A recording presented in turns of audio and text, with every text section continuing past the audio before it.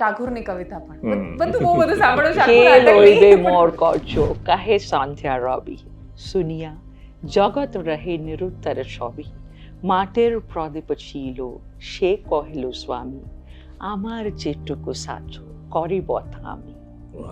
એટલે પછી એ કહે છે કે રવિન્દ્રનાથ એ તો બરોબર પણ અર્થ શું થાય તો કે खूब भालो अर्थ ढलता हुआ सूरज दुनिया से बोलता है कि अब मेरा काम कौन करेगा पूरा दुनिया निरुत्तर हो जाता है तब एक छोटू सा मिट्टी का दिया बोलता है कि हे जगत का स्वामी मुझसे जितना हो पाएगा उतना करेगा. કેટલી જોરદાર કવિતા કહેવાય નહીં? મને બંગાળી જોડે એટલી બધી મજા આવી ગઈ ને તો પછી તો મુંબઈ નજીક આવવા માંડ્યું ને એમ મારા આંખમાં તો જળજળી આવવા માંડ્યા. મને કહ્યું કે બાબા તુમ તો રોતા હૈ વાય મેં કહ્યું તારા લીધે હારી.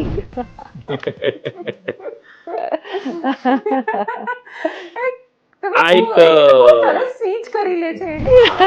એટલે ઘણીવાર મને હું બહુ તકલીફમાં મુકાઉં છું અમારા સંબંધને કારણે, કારણ કે આવું જ્યારે પણ હું સાંભળું છું ત્યારે આ એક્સપિરિયન્સ એબ્સોલ્યુટ માસ્ટરી.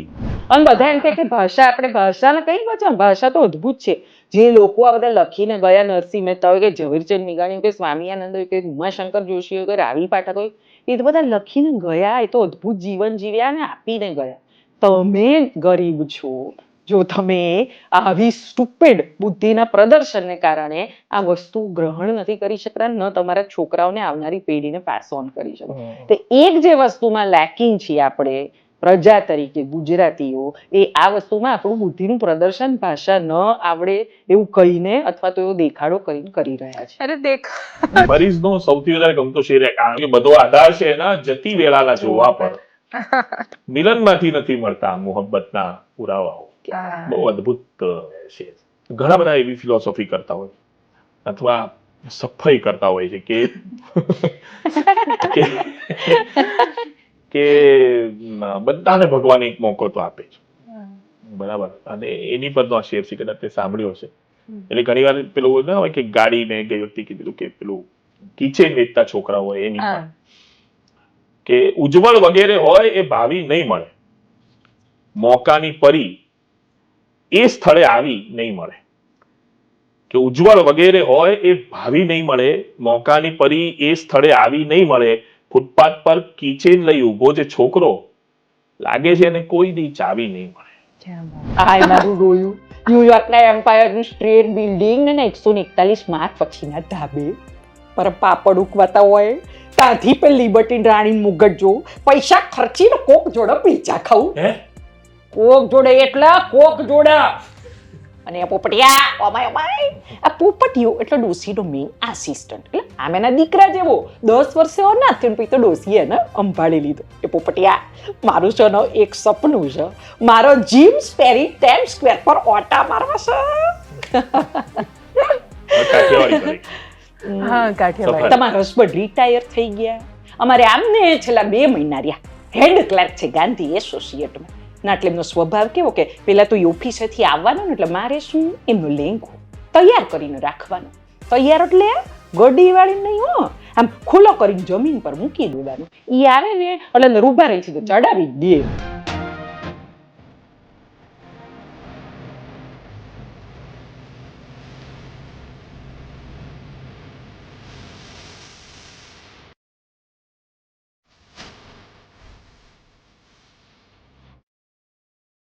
કવિ કવિતા કરે, એક્ટર એક્ટિંગ કરે, થિયેટરમાં હાજર દર્શકો તાળીઓ પાડે અને પછી શું થાય? તો આપણો મોટા ભાગે જવાબ હોય કે તાળીઓ પાડે, હાથ ખંખેરે ને પછી ઊભા થઈને નીકળી જાય. પણ અમુક એવી ઘટનાઓ થતી હોય છે કે જે જ્યારે દર્શકો ઊભા થાય ત્યારે હાથ ખંખેરીને નીકળી નથી શકતા, પોતાની અંદર કશુંક લઈને જતા હોય છે અને એ કશુંક પ્રશ્નોની ભરમાર હોય છે. એમના મનમાં એટલા બધા સવાલો સળવળતા હોય છે કે એ ઘરે ગયા પછી પણ કદાચ કલાકોના કલાકો સુધી અને આગળ જતાં એમના જીવનમાં પણ એ સતત વિચારતા હોય છે. એ કળાની તાકાત છે, એ એના પરફોર્મન્સની તાકાત છે કે જે સામાન્ય માણસોને વિચારતા કરે છે. એ માત્ર એન્ટરટેનમેન્ટ આપીને નીકળી નથી જતા, એ એન્ટરટેનમેન્ટ તો આપે છે પણ સાથે ઘણા બધા પ્રશ્નો એ કરે છે, દિશા પણ આપે છે, અને પછી આપેલી એ દિશા કદાચ માણસની દશા પણ બદલી શકે છે. ખૂબ શક્તિશાળી વ્યક્તિત્વોની સાથે હું છું કે જેમને હું માત્ર મનોરંજન જગતના કે વિશ્વના માણસો કહીશ તો એમની પ્રતિભા અને એમણે જે આપ્યું છે એની સાથે અન્યાય કરીશ. મારી સાથે સૌમ્ય જોશી છે, જિજ્ઞા વ્યાસ છે. આ બંનેનું ખૂબ સ્વાગત છે. Thank Thank you so you. અને હું ખાલી મનોરંજક અથવા એ પ્રકારનું કન્ટેન્ટ આપતા માણસો તરીકે હું તમને એટલે નથી ઓળખાવી શકતી કેમ કે મેં ઓ વિમનિયા જોયું છે, મેં વેલકમ જિંદગી પણ જોયું છે, મેં એ કવિતાઓ વાંચી છે અને એ કવિતાઓ એટલી બધી ઝીલી છે કે જે જોયા પછી, જે સાંભળ્યા પછી મને એવું લાગે છે કે દરેક સર્જક સમાજને પોતાના સમયે એક દિશા આપે છે અને તમે બંને એ દિશા આપવાનું અદ્ભુત કામ કરી રહ્યા છો. એટલે પહેલાં તો તમને થેન્ક યુ કે તમે આ કરી રહ્યા છો. Thank you for recognising this. એટલે અમે લોકો બંને જણા એક કોઈ સહિયારા તત્વજ્ઞાનથી જોડાયા હોઈએ તો એ છે કે થિયેટર, નાટક એ અમને ખૂબ આનંદ આપે છે, ખૂબ મજા કરાવે છે. અમારે એના માધ્યમથી આનંદ આપવાનો છે, એટલે એન્ટરટેનમેન્ટ ઇઝ અવર પ્રાયોરિટી. પણ અને એ અમારી આજીવિકા પણ છે. પણ એક જે અઘરી ચેલેન્જ અમે લીધી છે, જેની અમને સૌથી વધારે મજા આવે છે, એ છે કે આજીવિકા માટે આત્મા વેચાવો ના જોઈએ. અને એન્ટરટેનમેન્ટની ઇન્ડસ્ટ્રીમાં એ જરા અઘરું કામ છે. એટલે અમારા બંનેમાંથી કોઈનો પણ વિચાર અલગ દિશામાં હોત તો ગડબડ થાત. પણ અમે બહુ સુખી છીએ કે આ અમારી આજીવિકા પણ છે અને આત્મા વેચ્યા વગરની આજીવિકા છે. એટલે સરના પપ્પા છે, એમને અમે બાબા કહીએ છીએ. તો એમનું એક વાક્ય છે કે એન્ટરટેન એન્ડ એનલાઇટન. તો એ ક્યાંક એને બિલકુલ. ફોલો કરવાનો અમે સતત પ્રયત્ન કરીએ છીએ. અને હા, એટલે આ બંને તમે જેમને જોઈ રહ્યા છો બંને પતિ પત્ની છે. અને આમાં મજા એ છે કે આમાં 2 વાર એન્ટરટેન છે અને 1 વાર એનલાઇટન છે. એનું પણ અમે ધ્યાન રાખીએ છીએ. Entertain and enlighten. And only then the person can be enlightened. કારણ કે entertain is very important. Very true, Entertainment. very true. એટલે એ ખાલી ભાષણ સાંભળવા નથી આવતા, એ હસવા પણ આવે છે અને પછી હસતા હસતા અચાનક પેલી એક ચીસ આવે છે અને પછી સન્નાટો આવી જાય છે. Right. કશી જ ખબર નથી પડતી કે શું થયું. હમણાં તો હસતા હતા અને પછી અચાનક શું થઈ ગયું. એટલે એ ઓ વુમનિયા આપણે આમ જોવા જઈએ કન્ટેન્ટ વાઇઝ તો 70% 75% ઓ વુમનિયા ઇઝ લાફ્ટર, હ્યુમર. અને ખાલી છેલ્લી 10 કે 11 જ મિનિટમાં એ જે વાત આવે છે પણ એ પ્રેક્ષકો સુધી એટલી બધી જબરજસ્ત રીતે પહોંચે છે તો એનો એક બહુ મોટો સંતોષ થાય છે. હા, કેમ કે આગળનું બહુ જ ઓછું યાદ રહે છે અને પછીનો હિસ્સો છે એ જ મગજમાં ચોંટી જાય છે આખા નાટકમાં. પણ તમે બહુ સુંદર લાગો છો, આવું તમને બધા જ કહેતા હશે, પણ તમને જોવા Thank ખૂબ you. ગમે છે. Thank you. તમને જ બહુ સારું લાગતું Thank હશે you. ને કોઈ એમને. આવું સાંભળવું તો ગમે છે.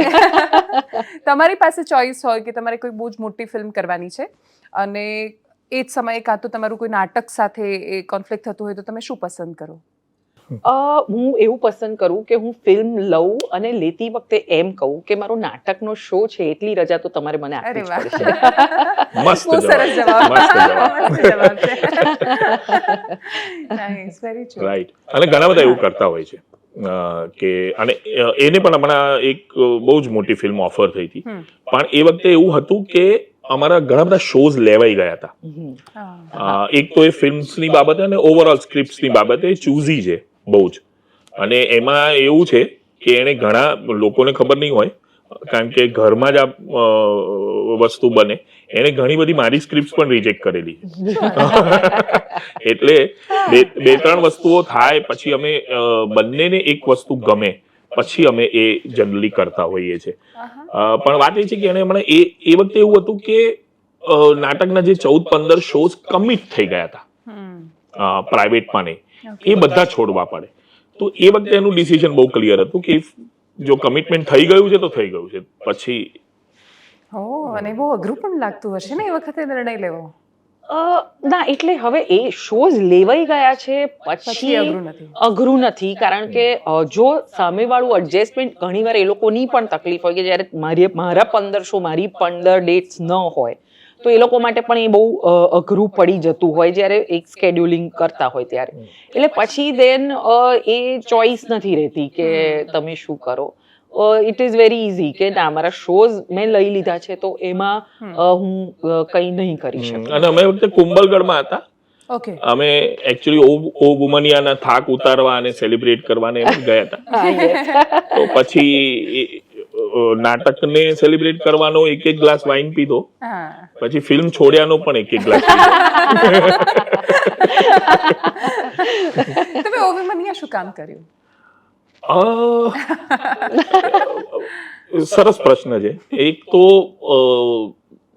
જ્યારે કલકત્તા વાળો ઇન્સિડન્ટ બનેલો ત્યારે હું બહુ જ બધું અચાનક જ ટેલિવિઝન માધ્યમો કન્ઝ્યુમ કરવા માંડ્યો અને બહુ જ વખત પછી એક બહુ જ બધી ચીડ, બહુ જ અકળામણ, બહુ જ ગુસ્સો એ આવ્યું.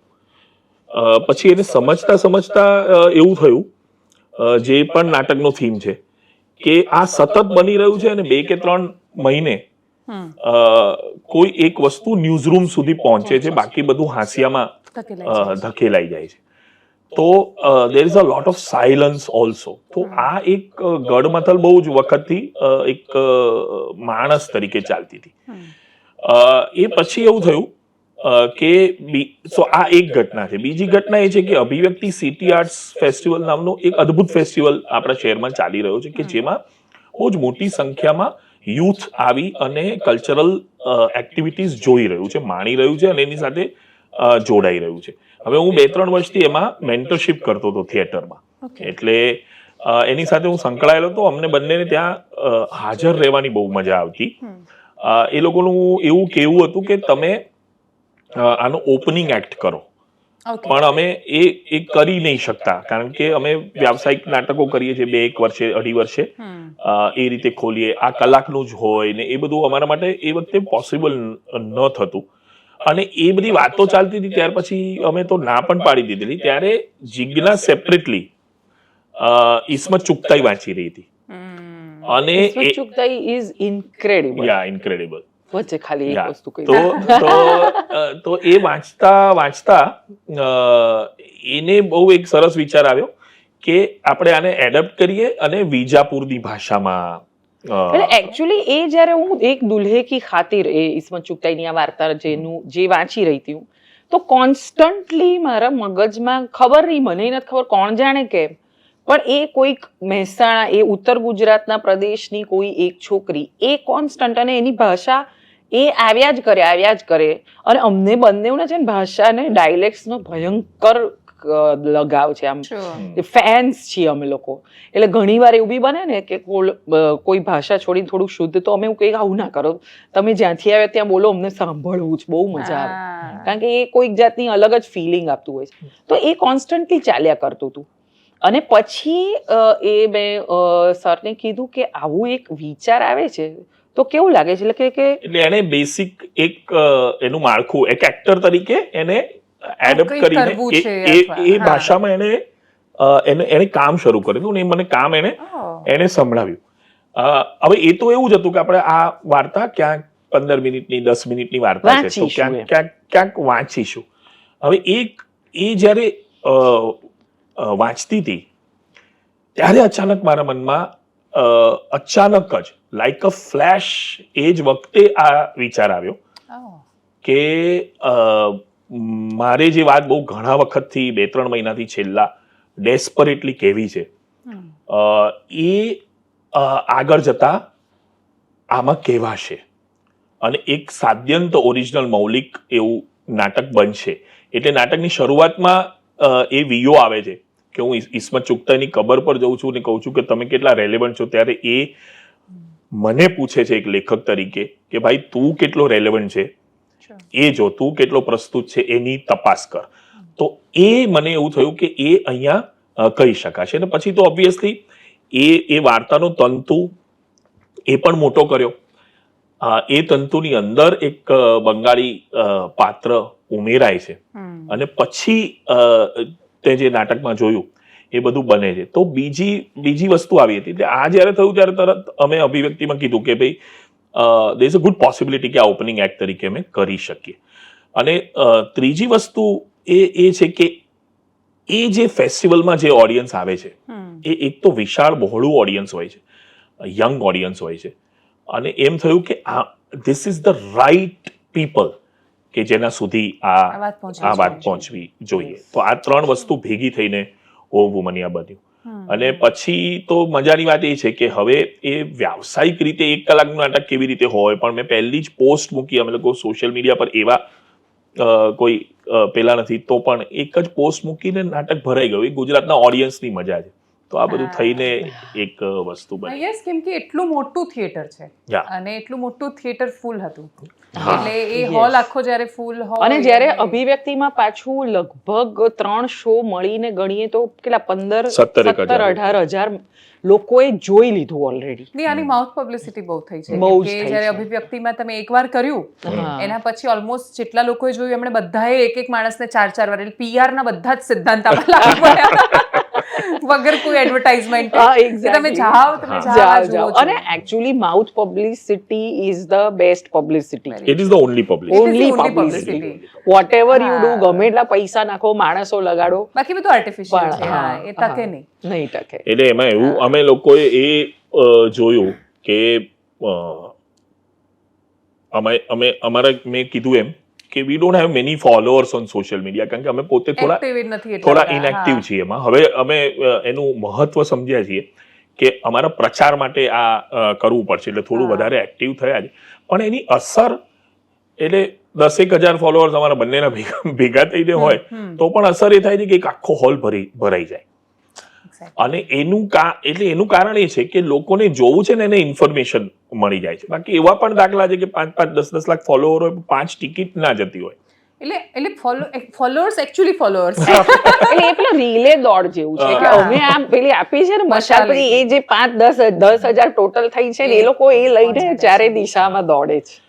પણ અમને સોશિયલ મીડિયાનો એવો ફાયદો હવે દેખાવા માંડ્યો છે કે દાખલા કે પેપર પબ્લિસિટી બહુ જ મોંઘી વસ્તુ છે, તો આ વખતે અમે ખાસી અડધી કરી નાખી, અને તેમ છતાં social media is working for us. તો આટલી મોટી સંખ્યામાં લોકો આવ્યા એટલે મોટો હોલ ભરાયો. એમ નાનો ભરાવો તો કમ્પેરેટિવલી ઓફકોર્સ સરળ હોય, પણ મોટો આટલો હોલ ભરાઈ જવો ઓછી એડમાં, દેટ ઇઝ ગુડ.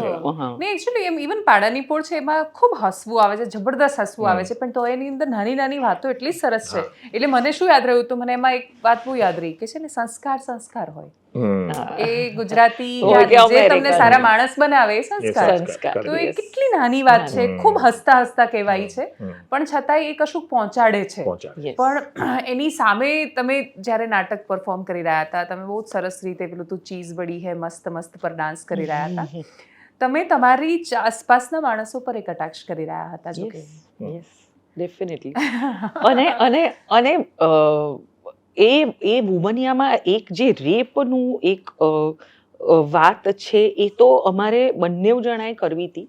એક જે બીજી વાત છે જે હજી વધારે મને એવું લાગે છે કે which is also if not more equally important, કે જે રેપ કલ્ચર છે, કે જે વોટ્સએપના જોક્સ છે, કે જે આડી તેડી કમેન્ટ્સ છે, કે જે આમ કેઝ્યુઅલી કરી નાખે છે.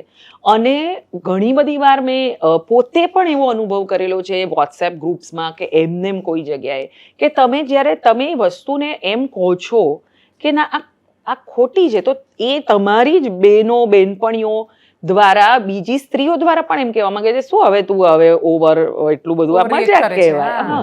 પણ નથી એ મજાક. અને ઘણીવાર આપણે એવું બી જોતા હોય છે કે સ્ત્રીઓનું મોઢું ઉતરી જાય પણ એ હસે છે, કારણ કે એને એવું કહેવામાં આવ્યું છે કે આ તો જોક કહેવાય હસવાનું, કે એવી કમેન્ટ્સ કે આવા પ્રકારના એ જે વસ્તુઓ છે કે જે રેપ નથી, પણ એ જે કહે છે કે આ રેપ નથી પણ ઊભી કરાયેલી આબોહવા છે જે રેપને બહુ માફક આવે છે. તો એની સામે પણ એક કોમેન્ટ્રી અમારે લઈ જવી હતી. તો આ નાટક દ્વારા એ પણ બહુ અમે એ લઈને જઈ શક્યા છે પ્રેક્ષક સુધી. તો એ પણ એ લોકોને, કારણ કે જ્યારે છોકરીઓ યંગ ઓડિયન્સ આવે છે ને, તો એમાં છોકરીઓ તો ઘણી બધી હોય છે, પણ સરપ્રાઇઝિંગલી પ્લેઝન્ટલી સરપ્રાઇઝિંગ એ વસ્તુ છે કે છોકરાઓ પણ, યંગ છોકરાઓ પણ ખૂબ બધા આવે છે ને એવું કહે છે કે હા અમે આવું આ એક વસ્તુ કરી હતી, પણ હવે અમને એવું લાગે છે કે આ ના કરવું જોઈએ. અમે જે ફ્રેન્ડ્સમાં આવું બોલતા હતા તો હવે અમને એવું લાગે છે કે આ ના. એ હમણાં વડોદરામાં શો કર્યો, ઓફકોર્સ આ અભિવ્યક્તિના શોમાં તો ખૂબ બધા હતા, પણ જે બીજી જગ્યાએ અમે આવા 1000-1200ના ઓડિયન્સના શોઝ કરીએ છીએ એમાં આવીને છોકરીઓ તો કહે છે, છોકરાઓ કોલેજ ગોઈંગ છોકરાઓ એનાથી થોડે 25 વર્ષની અંદર એ આ વસ્તુ કહે છે, તો એ અમને એવું લાગે છે કે આ એક બહુ મોટી કામ એ ઓ વુમનિયા દ્વારા થઈ રહ્યું છે, જે 16 થી 25 વર્ષના 22-23 વર્ષના છોકરાઓ છે એના સુધી પહોંચવાનું કામ. છોકરીઓ સુધી તો પહોંચવાનું છે આ નાટક, છોકરાઓ સુધી પણ એ પહોંચે, વિચ એ બહુ જ સેટિસ્ફાઈંગ વસ્તુ છે. અને ઘણું બધું આને જ વધારે આગળ લઈ જવું તો એવું થતું હોય છે કે નાટક પછી એક આખું ટોળું ધસી આવે મળવા માટે. અને આ વખતે એવું બની રહ્યું છે કે ઘણા બધા એવું કે છોકરીઓ ખાસ કરીને કે હું તમને અડું, હું તમને ભેટું, can I touch you, can I hug you, એ એક ભાવના એ ઊભી કરાય છે. અને ઘણા બધા છોકરાઓ આવતા હોય છે, જોતા હોય છે, તો એ એક ઇમોશન જે અમે ઊભી કરી શક્યા, એ બહુ ફીલ અંદરથી રડે છે, એની આંખો ભીની છે ને. એને મજાની વાત એ છે કે આ નાટકમાં જ સ્પેશિયલી અમને એવો અનુભવ થઈ રહ્યો છે કે ઓફકોર્સ વેલકમમાં પણ આવે તો એ ઘણા બધા આવે, અમુક સ્પેશિયલી જે મમ્મી હોય, હા, તો એ આવીને એમની અમારે ત્યાં પણ આવું થાય છે એઝ ઇફ કે આપણે એમ કઈ પાડોશી હોય ને એમને એવી રીતે જ એ વાત કરવા મળે. હા, એટલે એ રીતે આમાં એને પણ એ લોકો કઈ વાત નથી કરતા, બસ ખાલી એને એક જ વસ્તુ કે અમે ભેટી શકીએ. તો એ બહુ એક કમાલની વસ્તુ, કમાલ ઇન નોટ ધેટ સેન્સ, પણ બહુ એટલે નાટક પત્યા પછી અમને બહુ મજા આવી એવું કહેવાનો એની પાસે ચાન્સ નથી, તો એ કહે છે કે હું તમને અડું, એ રીતે એક્સપ્રેશન એટલે એના ઇમોશન્સ એ વ્યક્ત નથી કરી શકતા, એને ખરેખર એવું હોય છે કે સ્તબ્ધ થઈ જાય છે, એટલે એક સન્નાટા સાથે બહાર જાય છે. Correct, and that's the word. PL Deshpande એવું કહેતા કે નાટકમાં તાળીઓ મળે ત્યારે બહુ મજા આવે, પણ સન્નાટો મળે ત્યારે જીવન સફળ થઈ જાય. એટલે આ નાટકે એ બહુ મોટું એક સંતોષ આપ્યો અમને લોકોને. અને આ વિષય છે એ બહુ અમને માટે બહુ સેન્સિટિવ વિષય ને બહુ અડતો ને નડતો વિષય આપણા બધા જ માટે છે. એટલે એ આ કરી શક્યું તો એ બહુ જ એનાથી અંદરથી બહુ એ સારું લાગે છે.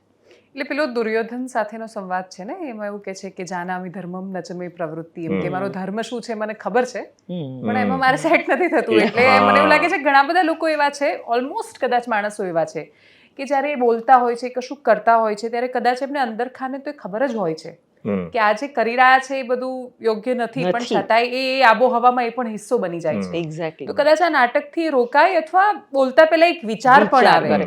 જેમ કે એર ઇન્ડિયા વાળું છે ને, જે એની અંદર હવે તમે એવા લોકો પાસેથી જે તમે, એ બહુ જ સારા માણસ હોય, જરૂરી નથી કે એ ખરાબ માણસ, બહુ જ સારા માણસો હોય, પણ કારણ કે આ એક વાત બોલાઈ રહી છે એટલે ઘણીવાર એ લોકો કદાચ વગર વિચારે પણ બોલતા હશે, અથવા તો વિચાર આવતો હોય તો બી બહુ કેઝ્યુઅલ એક આવી બહુ જ ચીપ પ્રકારની વાત કે મોટા છે કે એટલે એ તમને એમ થાય કે અરે આ કઈ રીતે કોઈ વાત આનું, એટલે બહુ જ બધા લોકો આ વસ્તુ બોલતા હોય. અને દરેક શોમાં જ્યારે આ બોલાય એટલે ઓડિયન્સમાંથી એવા અવાજ આવે કે એટલે એ જેને નડતું હશે અને જે નહીં બોલી શકતા હોય એ લોકો એની સાથે પેલીની સાથે કહે છે કે જો તમને તમારી પાસેથી સાંભળીએ અમુક સંવાદો અલગ અલગ. એકચ્યુઅલી સૌથી વધારે મજા તો એ જ આવે છે સાંભળવાની. ક્યાંથી શરૂ કરવું તમે કહો? તમને કયું સૌથી વધારે ગમે છે એનાથી શરૂ કરીએ. વુમનિયામાંથી જ એક વુમનિયામાંથી અલગ અલગ. હા, બધી અલગ અલગ બહેનો પણ છે ને પાછી. હા, અલગ અલગ એમાં બહુ બધી બહેનો છે. પછી થોડું બંગાળી બોલીને. અરે હા, અને હા ટાગોરની કવિતા પણ બધું બહુ બધું સાંભળ્યું છે આખું નાટક. મોર કોચો કહે સાંધ્યા રવિ સુનિયા જગત રહે નિરુત્તર ছবি মাটের প্রদীপ ছিল সে কহিল স্বামী আমার যেটুকু সাথો করিব আমি. એટલે પછી એ કહે છે કે રવિન્દ્રનાથ, એ તો બરોબર, પણ અર્થ શું થાય તો કે ખૂબ ભાલો અર્થ. ढलता हुआ सूरज दुनिया से बोलता है कि अब मेरा काम कौन करेगा, पूरा दुनिया निरुत्तर हो जाता है.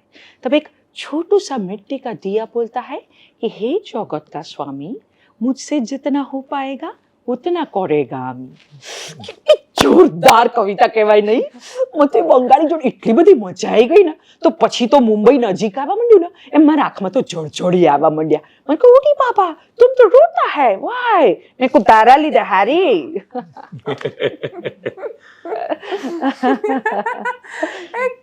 આ એક બહુ સરસ સ્પીચ કરી લે છે એને. એટલે ઘણીવાર હું બહુ તકલીફમાં મુકાઉં છું અમારા સંબંધને કારણે, કારણ કે આવું જ્યારે પણ હું સાંભળું છું ત્યારે I experience absolute mastery in dialects and in aesthetics. એટલે હું કાયમ એના પરફોર્મન્સ વિશે, અનફોર્ચ્યુનેટલી મેં કીધું ને કે તું યાર મને પરણી ના હોત તો હું તારા બહુ વખાણ કરી શકવાનું મને લાગે છે.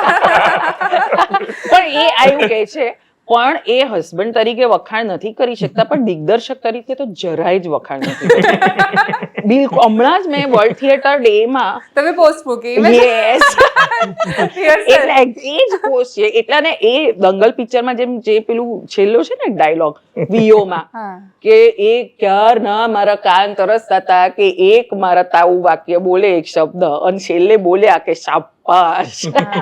એ એવું જ છે સેમ. એટલે કે છે પણ એ સાચું નથી. પણ અત્યારે આના પોર્ટલ પર હું ખરેખર કહેવા માંગુ છું કે અપ્રોચ જે એનો હોય છે એક એક્ટર તરીકે, એ સૌથી પહેલા સાત્વિકમ બાજુ હોય છે. જે એક્ટર્સનો એપ્રોચ નોર્મલી આંગિકમ, વાચિકમ અને કઈ રીતે હું ઓડિયન્સને ઇમ્પ્રેસ કરીશ એ દિશાનો હોય છે. એને બદલે એનો પહેલો એપ્રોચ એ નાટક એક પાત્રના સાત્વિકને પકડવાનો હોય છે. એની ફિલોસોફીને, એના પોલિટિક્સને, એની સાયકોલોજીને, એના ઇકોનોમિક્સને, એ દિશામાં એ એક એક્ટર તરીકે જાય છે.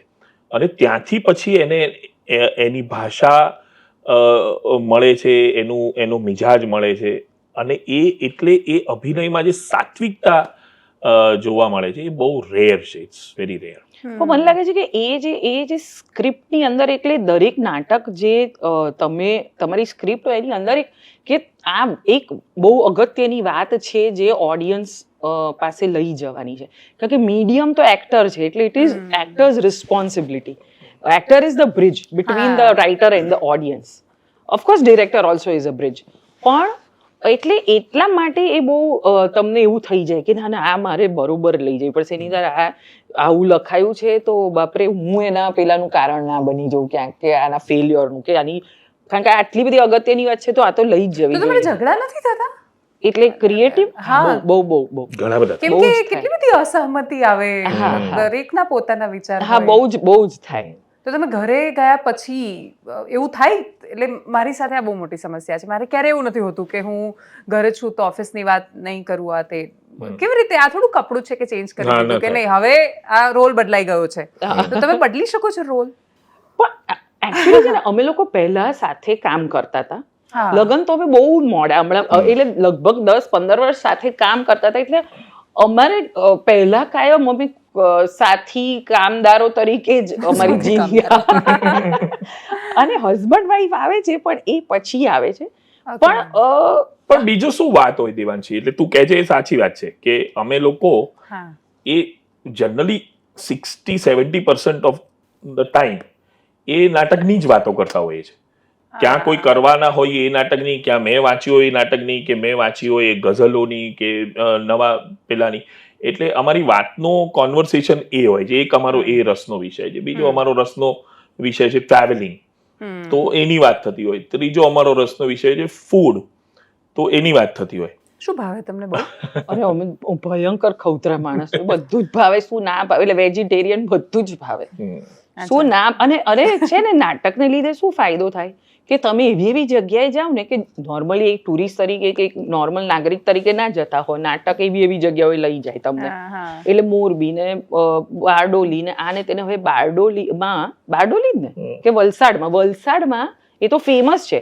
પણ આપણે હમણાં ક્યાંથી ચડ્યા, ત્યાં સ્ટેશન ઉપર અદ્ભુત પાઉં અને ભાજી કે એ લોકો, પણ હોય બટાકાનું શાક. હવે કોણ જાણ કેવી રીતે બનાવતા હશે બિલીમોરામાં, અને લીલા મરચા આપે. હવે તમે ખાવ તો તમને એમ થાય કે આ ટ્રેન જવા દઈએ, આપણે આ ખાઈએ. એક હજી થોડી ભૂખ લાગે, પાછું એકાદ મીલ લઈ લઈએ, પેક કરાવીએ અને પછી જઈએ. એટલે અમે આવું જ્ઞાન પ્રાપ્ત કરીએ છીએ કે વલસાડનું વખણાય છે પણ બિલીમોરાનું શ્રેષ્ઠ છે. એટલે એને લીધે આ બહુ, અને હવે એટલા માટે, અને નાની જગ્યાએ અમારું એવું ઓબ્ઝર્વેશન છે કે નાના શહેરોમાં જે સ્વાદ મળે છે ને, હવે મુંબઈ, અમદાવાદ બધે નથી મળી રહ્યો. અને બીજું એક, જેમ કે અમે લોકો લખતા પણ સાથે હોઈએ છીએ, એટલે હું લખતો હોઉં ત્યારે એ મારી સાથે હોય, એટલે કે એક્ટરનો અવાજ પણ મને સતત મળે. હવે 1-2 વાર એવો પ્રયત્ન કર્યો કે ગોવા જઈને લખવું કે કોઈ જગ્યાએ જઈને લખવું, ત્યાં ખબર પડી કે ગોવા જઈને લખાય નહીં. એટલે એકબીજાને ઉલ્લુ નહીં બનાવવાના, એમ કહી દેવાનું કે આપણે 2 દિવસ વેકેશન જોઈએ છે, ચલો ગોવા. એટલે પછી અમે બહુ ઇન્ટરેસ્ટિંગ વસ્તુ એ ચાલુ થઈ કે જેમ કે બેળગાંવ છે કે સોલાપુર છે, which are smaller towns. Solapur is amazing. સોલાપુરમાં ગ્રેટ ફૂડ. હવે આપણને કોઈને ખબર જ નથી કે સોલાપુરમાં આટલું અદ્ભુત ફૂડ છે, કારણ કે એ 3 બોર્ડર ઉપર છે, એટલે ત્યાં સાઉથ ઇન્ડિયન અદ્ભુત મળે છે, મરાઠી ફૂડ અદ્ભુત મળે છે, અને સાઉથ ઇન્ડિયન પણ બહુ જ સરસ. હા, અને તુળજા ભવાનીનું મંદિર છે, એટલે એ જે પ્રવાસીઓ આવે એના ઇન્ફ્લક્સને લીધે નાની હોટેલ્સ ને બધું બહુ સુંદર છે. તો હા, એટલે આપણો મૂળ વાત તો એ હતી કે વિષયો તો આ 3-4 થી વધારે કોઈ હોય નહીં, ને એમાં સર્વોપરી વિષય પાછો નાટકનો જ હોય. બીજું દેવાંશી એવું છે કે નાટક હું હંમેશા કહેતો હોઉં છું કે ઘણા બધા અમે લોકો તો સતત કરીએ છીએ, પણ અમારી સાથે યંગસ્ટર્સ આવે, જોડાય, 1 વર્ષ કામ કરે, પછી બીજે નીકળી જાય, પણ 10 વર્ષ પછી મળે કે 12 વર્ષ પછી મળે, એ વાત ક્યારેક એના બાળકોને લઈને આવે કે પત્નીને લઈને આવે ત્યારે આમ થયું હતું, આમ થયું હતું, આમ થયું હતું, આમ થયું હતું, વાત નાટકની જ ચાલતી હોય. તો 1 વર્ષ પણ તમે નાટક કરો ત્યારે એ એટલી મોટી સાહસની ઘટના છે, કારણ કે એમાં રીટેક્સ નથી, એટલે there is a tension. Every show is an adventure. હા, every show is an adventure. તો એ એડવેન્ચરની અંદર જ્યારે ભગા થાય, કંઈ બી થાય, ત્યારે એને તમે જે રીતે બચાવ્યું હોય, જે રીતે રોક્યું હોય, એ મેમરી બહુ સ્ટ્રોંગ થાય, એ મેમરી બહુ સ્ટ્રોંગ થઈ જાય, અને પછી નાટક પત્યા પછી એને વાગોળવાની હંમેશા ઈચ્છા થાય. એટલે 1 વર્ષ પણ કોઈ નાટક કરી ગયું હોય તો એ આજીવન એ વાત તો એ વર્ષની વાત કર્યા જ કરશે. તો અમે તો રોજ કરીએ છીએ, એટલે હા, એટલે અમારે, અને હવે તો એવી હાલત થઈ ગઈ છે કે અમારા મમ્મી પપ્પા, મારી બેન અને એનો હસબન્ડ, એ લોકોએ પણ નાટક કરેલા છે. મમ્મી પપ્પાએ નહીં, મારી બેન ને એ લોકોએ થોડું. એટલે હવે પણ અમે જ એટલી બધી નાટકની અંદર હોઈએ છીએ ને એની વાતો ચાલતી હોય છે કે હવે અમારા ઘરવાળાની બી એ લોકોએ નાટકની વાત 50% એ થઈ ગયું છે, કારણ કે એમને બી દરેક શો ને રિપોર્ટ મળે કે આમ થયું, આમ થયું, શું થયું. એટલે હવે એ લોકો બી 50% નાટકની જ વાતો કરે છે. અને બીજું શું થાય કે મિત્રતા પણ વધારે ઘનિષ્ઠ હોય છે, કારણ કે there is a group of problem solvers basically. એટલે દરેક જણાએ કંઈનો કંઈ પ્રોબ્લેમ સોલ્વ કર્યો હશે, એટલે એને લીધે એક ગાઢ મૈત્રી બને છે. એટલે પરેશભાઈએ હમણાં પરેશ રાવલનો ઇન્ટરવ્યુ ક્યાંક જોતો હતો, તો એમણે કીધું કે એમને કોઈ પૂછ્યું તમારા મિત્રો કેટલા છે, કે મારે કોઈ મિત્રો નથી ફિલ્મ ઇન્ડસ્ટ્રીમાં. પછી એમણે કીધું નાટક મેં હે. એટલે હજી પણ પરેશભાઈના મિત્રો નાટકના જ છે. તો એ મૈત્રીઓ બી બહુ જબરદસ્ત હોય છે. હમણાં અમારે ઘરે હજી પણ એવું છે કે અમે હોઈએ કે ના હોઈએ, પણ 10:30 વાગ્યા પછી અમારા ઘરમાં 4-5 નાટક વાળા હોય જ. અને 12-1 વાગે કોઈ આમ ફ્રી હોય તો આટો તો મારે જ કે ચલો, જાગતા જશે આ લોકોનું ઘર, તો લાઈટ ચાલુ હોય તો નોક કરે, નહીં તો નીકળી જાય. એટલે એકવાર અમારી સાથે એક છોકરો, હવે એને છોડ્યું છે, બીજે નોકરી લીધી એને, એટલે તો એ રાત્રે 2:15 આવ્યો. સર બહાર આંટા મારતા તો હું કઈ ઉઠલા પરથી બીજા 3-4 છોકરાઓ કંઈક આ બધું ચાલતું હતું કે કઈ રીતના પોસ્ટ મૂકવાની શું છે આ તે. એ આવ્યો 2:15 એની દુકાન કોઈ જ્વેલરી શોપમાં. તો ત્યાંથી આવ્યો અને પછી કે સર મને થયું કે તું ક્યાંથી આવ્યો, કે ના મને થયું કે કદાચ, તો કે અત્યારે 2:15 જાગતા હશે એવું તે કેવી રીતે ધાર્યું. તો પેલો બીજો કે સર તમે જાગો જ છો. એટલે એટલે આમ તો ઓલમોસ્ટ બેચલર લાઈફ જેવી જ લાઈફ હોય ને, આમ તો થિયેટર વાળા લોકોને. અમે મુંબઈ શિફ્ટ થયા ને, જ્યારે મુંબઈ શિફ્ટ થયા 2011માં, ત્યારે અમારા લગ્ન નહોતા થયા, એટલે હું અલગ રહેતો હતો. એ મારા ઘરની 17 ચાવીઓ હતી, 17. જેટલા આવે બધા એ ત્યાં રહે. બાપરે ખોલી દો. અંદર કોણ હશે એટલે- પોતાના ઘરમાં જાવ તો ખબર ના પડે કે અંદર કોણ હશે. અને એ વખતે તો એવું હતું કે અમદાવાદથી જે પણ લોકો આવે એનું એક ઠેકાણું હતું, કારણ કે એ વખતે આટલા બધા લોકો મુંબઈ શિફ્ટ થયા નહોતા, હા એટલે જે પણ આવે 1-2 દિવસ માટે ત્યાં હોય. ને હું પણ ચાવી ખોલીને અંદર જઉં ત્યારે વાવ સરપ્રાઈઝ surprise. તમારા જ ઘરમાં તમને Yeah. સરપ્રાઈઝ મળે. એવું બનતું. તમારું ફેવરિટ નાટક કયું છે તમે જે કર્યા એમાંથી? મુશ્કેલ છે કેવું, કારણ કે દરેક નાટકની અંદર એટલું બધું તમે જોડાયેલા હો ને, અને આત્માથી તમે જોડાયા હો, એટલે એ કહેવું ખરેખર જ બહુ અઘરું છે. બહુ ક્લીશે ડાયલોગ છે કે ભાઈ એક પેલું તમારા બાળક હોય તો એમાંથી કોણ કોણ તમે, person હા, હોય પણ એવું એ ક્લીશે એમાં ખરેખર જ સાચું જ છે કે બહુ ડિફિકલ્ટ છે. અને કહેવું. દર્શકોએ કયું સૌથી વધારે પસંદ કર્યું એવું લાગે છે તમને? હું એને થોડો ફેરવી દઉં સવાલ. એ કેવું અઘરું છે કારણ કે દર્શકોની મજા એ છે હા. કે એ લોકો દરેક નાટકને જેની જરૂર છે ને હમ. એ ઇમોશનથી જોવે છે. હા. એટલે તમે તો પાડાની પોળ પણ જોયું છે અને હા. વુમનિયાએ જોયું છે અને વેલકમ જોયું છે. હા. તો તમે બી એ ફીલ કર્યું હશે કે Sure. પાડાની પોળમાં એ લોકો આમ ગાંડાની જેમ હશે છે, આમાં મૂંધા પડીને મુલાટિયા મારીને.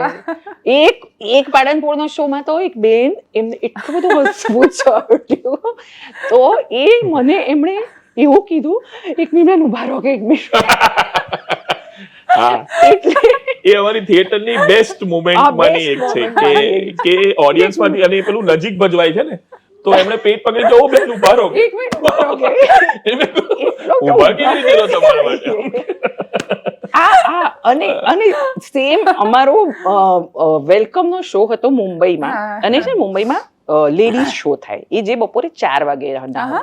3 વાગ્યાના શો હોય, તો એમાં 3-4 માત્ર 3-4 ના, તો એ સ્ત્રીઓ જ આવે. અને એના એક શોમાં એમાં પેલું છે ને કે આનું નહીં થાય ફંક્શન, જે પેલું રિટાયરમેન્ટ નું ફંક્શન, તો હા. અરુણ આવે છે ને ભાનુ દરવાજો ખોલે એમ કે છે કે કેમ આમ ગંભીર છો, તો કે નહીં થાય ફંક્શન. એક આંટી ઓડિયન્સ માંથી કેમ આટલા ઉભા. અને હું આમ ફાઇલ મૂકીને મેં કીધું કે નહીં થાય ફંક્શન, તો અહીંયાથી એક બેન કેમ? અને અમને લોકોને હવે આખો ગંભીર સીન. અને એટલે મને એમ થયું કે આમની જોડે હવે મારે હવે ઓડિયન્સ નથી કહેવાનું, આમને કહેવાનું કે કેમ નથી થાય. એટલે એ જે ઇન્વોલ્વમેન્ટ છે ને, તો એવી કે એમાંય કેવું અઘરું છે. હવે વુમનિયામાં બી જે રીતે સન્નાટો આપે છે ઓડિયન્સ, તો એ કેવું અઘરું છે કે ઓડિયન્સને કયું વધારે ગમે. હા, પણ દેવાંશી, તારા પ્રશ્નનો મારો જવાબ હંમેશા એવો હોય છે કે તમારી બહુ જ જે પ્રખ્યાત થયેલી કૃતિ હોય, હા. એ તમે જયારે નવું કંઈ કરતા હો ને ત્યારે તમારી દુશ્મન થઈ જાય. હા. એ મેં તને પહેલા પણ વાત કરેલી કે એટલે જેમ કે વેલકમ છે, વેલકમ જિંદગી, તો વેલકમ જિંદગી is completing 15 years on 16th of May now. તો એ મારું તો બહુ જ પ્રિય નાટક છે. મને ખૂબ ગમે છે. હા, અને પાડાપોળ એ અલગ રીતે મારું ગમતું નાટક છે. પણ અમે હમણાં વુમનિયા ચાલુ કર્યું છે, એટલે અમારો જે બાળકની પેલી અપાય છે ને, એને કીધું ક્લીશે, એમ છે કે આ નવજાત શિશુ હોય એની પર ધ્યાન સૌથી વધારે અપાય. એટલે અમે અત્યારે દૂધની બાટલીઓ લઈને તો વુમનિયા પાછળ છીએ. અને નાટક ઓડિયન્સ પ્રેક્ષકમાં પહોંચી ગયું અને એ લોકોએ લઈ લીધું પોતાના હૃદયમાં. એની એક પેલી હોય છે કે પહેલા આવે ને, નાટકની પહેલા મળે, ધારો કે આ શો શરૂ થતા પહેલા અથવા તો આગલા દિવસે, તો એમ કે શું ભાનુબેન કેમ છો, આમ તેમ. અને નાટક પત્યા પછી એમ કે ઓહો વુમનિયા, એટલે ખબર પડે કે હા પહોંચી ગઈ છે. અને એ અત્યારે હું આને હમણાંથી કાચિંડો કહું છું, એટલે ખરેખર પરફેક્ટ નામ છે. ના, આ પરફેક્ટ નામ છે. કોઈ હમણાં કે મેઘધનુષ કો કાચિંડો કેમ કહો? એટલે આ કે મેઘધનુષ બી કહેવાય ને યાર, કાચિંડો. તો એ પર્સનલ રિવેન્જ લે છે અમુક જે બાકી રહી ગયો હોય ને એ. કારણ કે જેમ કે હમણાં વુમનિયાનો પ્રાઇવેટ શો છે આવતી પરમ દિવસે 5મી ઝેવિયર્સના સ્ટુડન્ટ્સ માટે. અમે 6ઠીએ પાડાની પોળનો શો છે આદિપુરમાં. આદિપુર કચ્છ. હા, આદિપુર કચ્છમાં. 11મી ને 12મી પાટણમાં પાડાની પોળનો શો છે, અને 13મીએ અહીંયા પાડાની પોળના 2 શો છે, અને પછી તરત 14મીએ વુમનિયાનો પ્રાઇવેટ શો છે, 20મી એનો પબ્લિક શો છે, અને પછી તરત વેલકમ જિંદગીનો હિન્દીમાં મુંબઈમાં શો છે, અને ગુજરાતીમાં 25મી મે અહીંયા શો છે. તો આજે એટલે આજે એને જે રંગ બદલવાના હોય છે, that is I think very difficult. એટલે હું તો જ્યારે તમને જોઈ રહી હતી અને શરૂઆત થઈ નાટકની ને પછી હસતા હસતા થાય છે, બધું ચાલે છે સરસ, એ જે એક્સેન્ટ બદલાય છે, બોલી બદલાય છે, અને બોલીની સાથે સાથે પછી અચાનક જ્યારે તમે ચીઝ પાડો છો ત્યારે એ બહુ અઘરું થઈ જાય. અને બીજું કે તમે આવું સતત ભજવો, અને તમે આજે આ ભજવ્યું, કાલે બધાને ખૂબ હસાડશો. તો મતલબ જેમ કે ઘણી બધી વાર મારે એવું છે કે મારે કોફીની જરૂર પડે, મને એવું લાગે કોફી પીવી પડશે, બાકી હું નહીં કરું, આ મારાથી નહીં થાય. અમુક વાર એવું થાય કે એમાંથી બહાર જ ન નીકળાય જલ્દી. બહાર કેવી રીતે આવવાનું આ બધા રોલ્સમાંથી? અઘરું ના પડે? કેમ કે તમે વુમનિયામાં રિહર્સલ્સમાં વધારે થતું હોય ને. રિહર્સલ્સમાં બી, પણ વુમનિયાના શોમાં બી મને થાય છે. એટલે મને જ્યારે પેલું પતે ના થાય ને ત્યારે મને ખબર નથી કેમ, પણ મને કોન્સ્ટન્ટ આંસુ નીકળ્યા કરે છે એ બંધ. પણ એનું એક અમારું છે કે શો પત્યા પછી અમે જે અમારી ટીમ હોય એ બધા જોડે જમીએ, પછી શું થયું આજે, આ સારું થયું, આજે આ ગડબડ થઈ, એ જે બધી વાતો, એટલે ધીમે ધીમે અમે પતે અમારો શો દાખલા તરીકે 11:30, તો અમે જે સૂઈએ લગભગ 4 વાગે સૂતા હોઈએ. એટલે એક અમારી ટીમ સાથે વાત થાય, પછી અમારા બેની અંદર લગભગ 1-1.5 કલાક અમે ડ્રાઈવ ઉપર જઈએ, 1-1 કલાક, ને એ વાત આ જ હોય બધી. એટલે એને શોની જેમ લેવો બહુ જરૂરી છે. હા, યસ, એ તો જરૂરી ના, શો ને તો પછી શોની જેમ, એટલે આ તું કહે છે ને એ વધારે પ્રોસેસ રિહર્સલ દરમિયાન થતો હોય છે. પછી શો પછી એ અત્યારે એ જે કહે છે ને કે એને આંસુ આવે છે ને આ છે, એ મને નથી લાગતું કે નાટકની થીમ ને લીધે આવે છે. એની ઇન્વોલ્વમેન્ટ ને લીધે ના આવે, પણ it is too taxing, it is too, અને હજી નવું છે ને ત્યાં સુધી 20-25 શો સુધી એવું થશે વધારે કે it taxes a lot of. Specially વુમનિયામાં એટલા માટે બી કારણ કે સોલો છે. હા, સોલો છે, એટલે બધા જ તમને કોઈ સામેથી ડાયલોગ નથી આવવાનો. એ અઘરું છે બહુ. એટલે ફિઝિકલ થી માંગીને ધારો કે તમારે અહીંયા કંઈક થયું ને તમારે કંઈક ગળવું છે, થૂંકવી, તો એ તમારે વચ્ચે હું આમ કંઈક દેવાંશી એવું તો નહીં કરી શકું, તો એ બી બ્રીધર નથી. એટલે એક તો ફિઝિકલી અને ઇમોશનલી પણ, અને બીજું કે તમારું ગળું, શરીર, તમારા બોડી લેંગ્વેજ અને તમારા વિચારો, તમારું ફિલોસોફી, બધું જ આટલું રેપિડલી સટ. આમાં પછી પુરુષનું બી એ ડાયલોગ્સ છે, એટલે એ બી બધા કેરેક્ટર્સ છે. એટલે એ જે આખું એક મિશ્રણ બને છે ને, એ રીતે બહુ ટેક્સિંગ હોય છે હજી સુધી. કારણ કે, અને મને એવું લાગે છે કે જનરલી આટલા શોમાં થોડુંક સેટ થઈ ગયું, એ રીતે સેટ થઈ ગયું છે, પણ જે એક એક્ટર તરીકે કે તમે બહાર નીકળવાની જે એક પ્રોસેસ હોય છે, એ હજી આમાં થોડીક હજી એનો સમય ઘટતા વાર લાગી રહી છે. પણ અને બીજું સોલોમાં જનરલી બીજું શું હોય છે કે જેટલા સોલોસ થતા હોય એ પેરેલલ રંગભૂમિ પર થતા હોય છે, સમાંતર રંગભૂમિ પર થતા હોય છે, પૃથ્વીમાં થતા હોય, અભિમંચમાં થતા હોય, એનએસડીમાં થતા હોય, કે જ્યાં નાટકના શાસ્ત્રીય રીતે જાણકાર માણસો એનો લાભો લેતા હોય છે. આ સોલો છે એ એક કોમર્શિયલ સોલો, એ જનરલ ઓડિયન્સ માટે. એટલે એમાં છે ને બીજી જે થોડી સગવડો હોય ને કે વચ્ચે પાણી પીધું, વચ્ચે રોકાયા, વચ્ચે 5 મિનિટનો એવો આવ્યો અંતરાલ કે જેમાં નાટક ધીમું જતું હોય, આવું બધું કન્સેશન્સ અમે લોકો અમારી જાતને ક્યારેય આપતા નથી. એટલે એ રીતે કે ભાઈ ઓડિયન્સને ગ્રીપમાં તો રાખવાનું છે, ને પકડીને તો રાખવાનું છે. બગાસું તો ન જ આવવું જોઈએ, ઉધરસો ન જ ખવાવી જોઈએ, અને ઉધરસો ખવાય તો એ ક્યાંક આપણી કમી છે. તો એવી રીતે અમે થોડા ટાસ્ક માસ્ટર્સ છીએ બંને જણા. શી ઇઝ ફેબ્યુલસ એક્ટર, એટલે કોઈ શબ્દો જ નથી મારી પાસે. ફિલ્મમાં કામ કરતા જેટલા લોકો બધાની પાસે, એટલે ફિલ્મને ક્રિટિસાઇઝ નથી કરતી, પણ ત્યાં તમે તમારી જાતને ઇમ્પ્રૂવ કરી શકો છો, તમારી પાસે સમય છે. તમે અહીંયા તો જે થયું એ થયું, અહીંયા તો ડાયલોગ ભૂલવાની, અને આટલું બધું સતત બોલવું, એને ઉતારવું, એને જીવવું, એટલે આ તો તમે કેટલા બધા જીવન જીવી રહ્યા છો એક સાથે, અને દરરોજ આ તો કપડાં બદલવા કરતા વધારે ઝડપથી તમે રોલ બદલી રહ્યા છો. તમે આટલી બધી જગ્યાએ ગુજરાતમાં ફરી રહ્યા છો, એટલે તમે આ બધા ઉલ્લેખ કર્યા, આદિપુર ને પાટણ ને બધું, એટલે તમે આખા ગુજરાતને પણ અલગ રીતે જોઈ રહ્યા છો. ગુજરાતની રંગભૂમિને શેની જરૂર છે સૌથી વધારે? જે બીજી જગ્યાએ જે સૌથી વધારે જરૂર છે એ છે ઓડિયન્સ. એટલે ગુજરાત, મહારાષ્ટ્ર, બંગાળ, આ 3 જગ્યા સિવાય ઓડિયન્સ નથી. બંગાળ પાસે પૈસા નથી, એટલે હવે ત્યાંનું થિયેટર સફર કરી રહ્યું છે. મહારાષ્ટ્ર અને ગુજરાત આ બે જ એવા રાજ્યો છે આખા ભારતમાં જ્યાં નાટક જોતું એક બૃહદ બહોળું લાખોની સંખ્યામાં એવું ઓડિયન્સ છે, લાખોની સંખ્યામાં. અને આ અમારા માટે બહુ જ સુખદ એવી વસ્તુ છે કે ઓડિયન્સ છે અને એ વધતું જાય છે, કારણ કે યંગસ્ટર્સ જોડાતા જાય છે. આની સામે જે સૌથી મોટી ખોટ અથવા અભાવ જે છે એ ઓડિટોરિયમ્સનો છે, એટલે નાટક ખેલવાની જગ્યાઓ.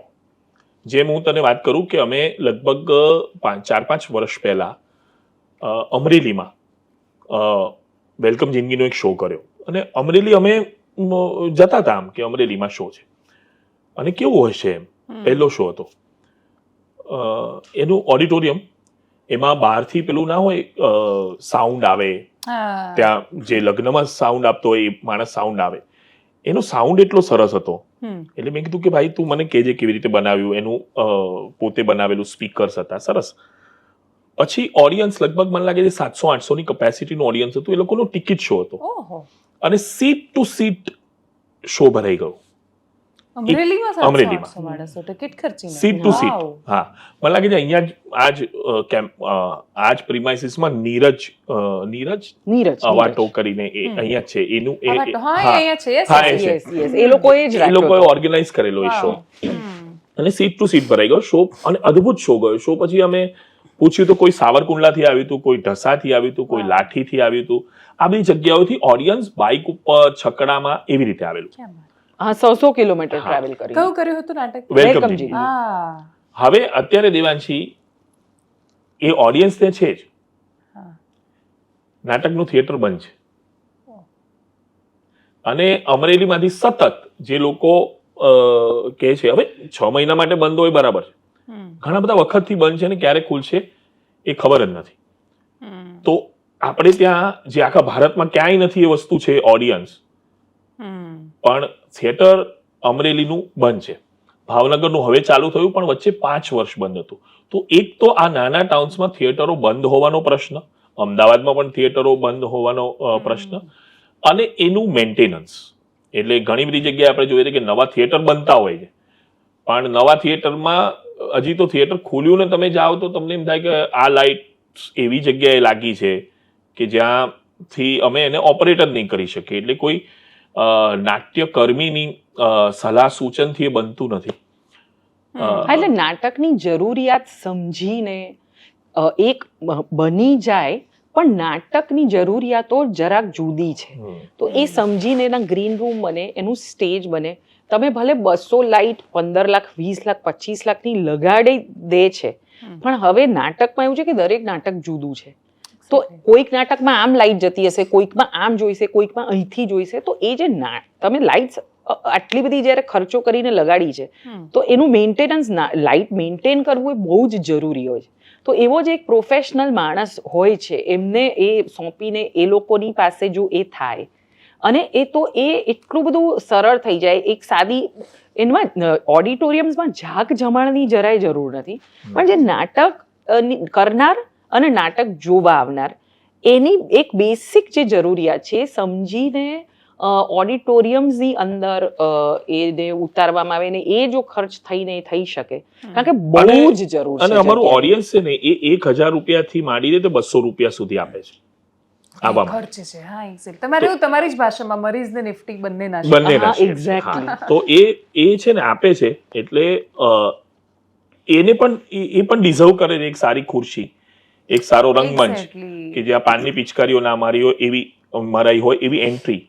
It deserves it. તો મને એવું લાગે છે કે અમારી પણ એ જવાબદારી છે કે અમે એક ચોક્કસ જગ્યાએ જ્યાં અગત્યની લાગે ત્યાં એ વાત પહોંચાડીએ. હમણાં સિદ્ધાર્થભાઈએ પણ એ વાત કરીને બહુ સારી રીતે કરી. બહુ સારી, એ બહુ જ જરૂરી હતું. ને સિદ્ધાર્થભાઈ જેવા કલાકાર જ્યારે કરે, કારણ કે એમ એ ઓડિયન્સમાં પણ એ ખૂબ બધો પ્રેમ પામેલા છે, અને એ એક બહુ વેટરન એક્ટર છે. તો એ જ્યારે કારણ કે અને એ બહુ એ પહોંચે પણ ખરી એ વાત, એટલે બહુ અગત્યની એમણે એટલે વાત પહોંચી છે ને એમના માધ્યમથી એ વાત પણ અમે પણ પહોંચાડીએ છીએ કે બહુ જ બૃહદ ઓડિયન્સ છે. એટલે જો પોલિટિક્સની ટર્મિનોલોજીમાં કહેવાનું હોય ને તો it's a good constituency to cater to. It's a good constituency to cater to. જો સરસ ઓડિટોરિયમ્સ બનાવે, સરસ રીતે એ મેન્ટેન થાય. અને નાટક વાળાને ઇન્વોલ્વ કરીને તો નાટકની જરૂરિયાત મુજબનું એક સારું, સુંદર અને સિમ્પલ એ એક જગ્યા બની. અને અમને લોકોને એક બહુ ચીડ છે કે નાટક એટલે અરે બિચારા નાટક કરવા વાળા લોકો આવું તેવું, એટલે અમે લોકો આવું કઈ હોય ને તો we avoid, but we don't connect to that. હા, we don't connect to that, કારણ કે એ છે જ નહીં. કારણ કે અમે તો બહુ સારી જિંદગી નાટક થકી જીવી રહ્યા છીએ. એટલે અને not only in rich in monetary sense but in every sense. એટલે અમે આ જયારે વાત કરી ત્યારે બહુ દુઃખ સાથે કરતા હોય છે કે ભાઈ આ દર વખતે નાટકના થિયેટર્સ ને લઈને આવું કેમ બોલવું પડે કે બાથરૂમ ચોખ્ખા નથી, આ નથી, તે નથી. આ વાત સાચી છે. એટલે દર્શક જે આવે છે જોવા માટે, પ્રેક્ષક એને પણ એ તકલીફ પડે છે. એટલે I have been two washroom ત્યાં, એટલે મને ખ્યાલ છે કે બહુ ખરાબ. એક્ઝેક્ટલી. અને તો પણ પ્રેક્ષક એ આ બધું જ સહન કરીને નાટક જોવા આવે છે, તો એ કેટલું બધું એની પણ એ પ્રેમ અને જરૂરિયાત હશે કે એ છે ને સાહસ છે ને. એટલે it's like bungee jumping for both parties એમ. એક્ટર્સ માટે પણ છે અને દર્શક માટે પણ છે. હું કાયમ એવું કહેતો હંમેશા મારા નાટકની વર્કશોપ્સમાં કે તમે ચિંતા એટલા માટે ના કરો, કારણ કે તમે જ્યારે મંચ પર આવો છો ત્યારે સૌથી વધારે ટેન્શન તમને પહેલી 2-3 મિનિટમાં હોય છે, અને એ જ વખતે તમારા સફળ થવાની તમને જેટલી ચિંતા હોય છે એટલી જ ઓડિયન્સને એટલા માટે હોય છે કે એને પણ સફળ જવાનું હોય છે. એને પૈસા ખર્ચ્યા પૈસા ખર્ચો છે, ટાઈમ કાઢીને આવ્યા છે. એટલે પહેલી 5-7 મિનિટ તો એ તમને આપવાના છે. હા, કે ભાઈ તું સફળ થાય એ ઈચ્છાથી હું પૈસા ખર્ચીને મારા ઘરેથી, નરોડાથી, મણિનગરથી, બોપલથી આવી છું. તો એટલે એ છે વસ્તુ. પણ એટલે એ રોમાંચ ને લીધે આવે છે હજી પણ. તો ગુજરાતીઓ માટે જે એક એનું મિસકન્સેપ્શન કહીશું એને કેવું બનેલું છે કે ભાઈ એ બહુ કલ્ચરલી એટલા બધા જાગૃત નથી, અથવા એ થિયેટરને પાછળ પૈસા નથી ખર્ચતા, કે એને પૈસા સિવાય કશું નથી દેખાતું. તમારો ઓપિનિયન શું કે છે? બહુ મોટું મિસકન્સેપ્શન છે, અને એ આપણને દરેક જગ્યાએ દેખાય છે. ઇવન ટ્રાવેલ્સમાં દેખાય છે. We are travelling very નીશ also. આપણે બહુ નીશ ટ્રાવેલ્સ પણ કરીએ છીએ. આપણે તમને એવી જગ્યાઓ યુરોપમાં પણ ગુજરાતીઓ જોવા મળશે કે જ્યાં તમને નોર્મલી બીજા નહીં જોવા મળે, રાઈટ? તો એવું મિસકન્સેપ્શન બધાને જ લઈને છે. ખાલી મેં ગઈ વખતે પણ એક વાત કરેલી કે બોલવાના વિષયમાં ગુજરાતીમાં એ પૈસા અને ફૂડ, આ બે મુખ્ય વિષયો છે. એટલે હું અત્યારે સ્વિમિંગ કરતો હોઉં ક્લબમાં, તો આજુબાજુ જે વાત ચાલતી હોય એ આ બે વિષયોની ચાલતી હોય. પછી કોઈક એક વાક્યમાં એવું કહી દે કે અમે તમારું નાટક જોયું, બહુ મજા આવી, પરમ દિવસે છે ને મેં ટિકિટ લઈ લીધી છે. હવે અને એ 5મી વાર આવતા. હા, એ 5મી વાર આવતા હોય, પણ એ વિષયમાં બોલકું નથી. એ બોલકું નથી. અને જે બોલકું વર્ગ હોય ને એ એબસન્ટ છે આપણે ત્યાં. એટલે વચ્ચેનો જે ઓડિયન્સ અને ક્રિએટર્સ, એની વચ્ચેનો એક જે વર્ગ હોવો જોઈએ, ક્રિટિકનો, આ નાટક કેવું છે એ કહેવા વાળો, બરાબર? એટલે ઇવન મીડિયા, સોશિયલ મીડિયા, તને બહુ વિચિત્ર વાત કહું તો 102 નોટ આઉટ, એના વિશે અહીંયા લગભગ 700 શો થયા. મરાઠી રંગભૂમિ પર એ ભજવાયું. એના લગભગ 100 શો થયા. ઓછું સફળ રહ્યું. પણ તું આર્ટિકલ્સની સંખ્યા જોવે તો મરાઠીમાં 50 આર્ટિકલ્સ લખાઈ ગયા એની ઉપર. મીડિયામાં મરાઠીમાં એ વધારે છે, ઓડિયન્સે અહીંયા વધારે જોયું છે. તો એ જે બીજી એક ખૂંટતી કડી છે ને, એટલે જેમ વેલકમ જિંદગી હતું ને, તો ત્યારે વેલકમ જિંદગી વિશે કોણે લખેલું? તો સુરેશભાઈએ સુંદર આર્ટિકલ લખેલો, મધુરાએ લખેલો. કે એ હવે સુરેશભાઈ તો ગયા, એ જે નવો એક માણસ ઉભો થવો જ જોઈએ કે જે કહે કે આ નાટક કેવું છે, અને જાણકારીથી કે એ ઓછું છે. પણ આપણું ઓડિયન્સ બહુ છે, ઓડિયન્સ એટલું બધું બોલકું નથી, એટલું. અને કોઈ પણ રીતે એને એ માહિતી મેળવી લે છે. પણ જેમ સરે કીધું એમ એ જ એક વચ્ચેનું જે, જેમ કે સુરેશ દલાલે ચિત્રલેખામાં એ ખૂબ બધો લાંબો સમય સુધી ઝલક નામની એમની ચિત્રલેખાના પહેલા જ, અને ચિત્રલેખા એવું કે આખા ગુજરાત અને મુંબઈના બધા જ ગુજરાતીઓ લગભગ વાંચતા હશે એને. અને એમાં ઝલક ખૂબ બધા વર્ષો સુધી એમણે લખ્યું. એમાં ખૂબ ઓછા નાટકો વિશે એમણે લખ્યું હશે, અને એમાંથી 2 નાટક એટલે દોસ્ત ચોક્કસ અહીં એક નગર વસ્તુ હતું જે 2002 ના રમખાણો પછી કર્યું હતું સારી, અને બીજું વેલકમ જિંદગી. અને વેલકમ જિંદગી હવે એટલું બધું સાચું પડે છે કારણ કે એમણે બીજા શો પછી લખેલું અને એનું મથાળું હતું કદી ન અટકે એવું નાટક, અને આ 15 વર્ષ પૂરા હવે 15 વર્ષ પૂરા થશે.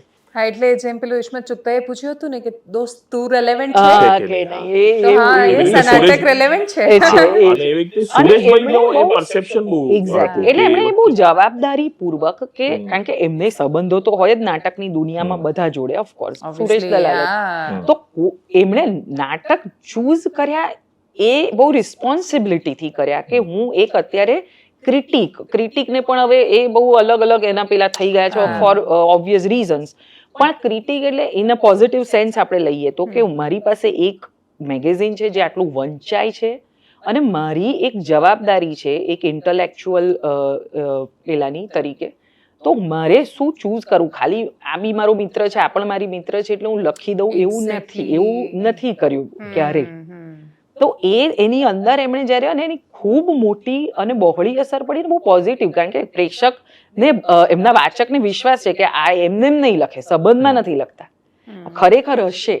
અને એને કારણે એ બધી વસ્તુઓને કારણે પ્રેક્ષકોને તો ઓફકોર્સ ગમ્યું છે, ખૂબ વધારે. એટલે અમને હવે આ અગવડ નથી કારણ કે અમારું ઓડિયન્સ છે, પણ આજે જે નવો છોકરો આવી રહ્યો છે કે નવી છોકરી આવી રહી એના છે, માટે લખવા વાળા કોઈ સુરેશ દલાલ નથી. અને એટલે મેગેઝિન પણ હવે વંચાતા નથી, સોશિયલ એટલે એને જે રિપ્લેસ કર્યું છે સોશિયલ મીડિયા કે જે બી કોઈ એ બીજા માધ્યમો. સોશિયલ મીડિયામાં શું છે, અમને બી જે તકલીફ પડી રહી છે કે આપણે જે કે સૌથી પહેલા સોશિયલ મીડિયા પર તમે આવો એટલે બે વસ્તુની તકલીફ થાય. એક તો તમને સૌથી પહેલા આપણને બાપાએ મમ્મીએ એ કીધું હોય કે તું તારા વખાણ તો કરીશ જ નહીં. એટલે એ શીખ આપણે પપ્પાને કેવું પડે કે આમાં મારે કરવા પડશે, આ ધંધો જ આજે આ છૂટકો નથી. એટલે હું એ કહેતો હતો કે સૌથી પહેલા મુશ્કેલી એ પડે કે આપણા મા બાપે આપણને એ કીધું હોય કે ભાઈ પોતાના વખાણ તો કરવાના જ નહીં ક્યારે. તો એ એક હવે ધીમે ધીમે એ ટેવ પડતા વાર થાય. બીજી જે મને ડર હંમેશા અમને બંને લાગતો હોય, અમે હમણાં ગોવામાં ગયા અને બહુ જ જુદી જગ્યાએ અમે નદીમાં કાયક કરતા હતા. હા, તો અને ડીપ 4 કિલોમીટર અંદર, પણ હવે એ જે કાયકિંગ વાળો છે ને એને એટલી સરસ વોટરપ્રૂફ બેગ બનાવેલી, હા, અને એમ થાય કે આ એકદમ ટોપ નોચ છે. એટલે મેં કીધું આવી જગ્યાએ આટલું બધું.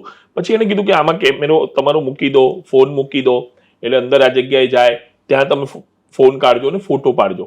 હવે એને ત્યારે સમજાયું કે ભાઈ આ ફોટો પાડવો એ અનિવાર્યતા છે, એની જો આ સગવડ નહીં કરી આપે તો આનો કાયક કોઈ ચલાવવાનું નથી. The place is so beautiful, એટલી સુંદર જગ્યા છે કે તમને પહેલા અંદર જવાનું મન થાય, પણ એની પહેલા જો તમને, એટલે એ એક ડર હંમેશા લાગતો હોય કે ક્ષણો કરતા ક્ષણોનો ફોટો પાડવાની ઈચ્છા જો બળવત્તર થઈ જાય તો એક તકલીફ થવાની સંભાવના હોય છે.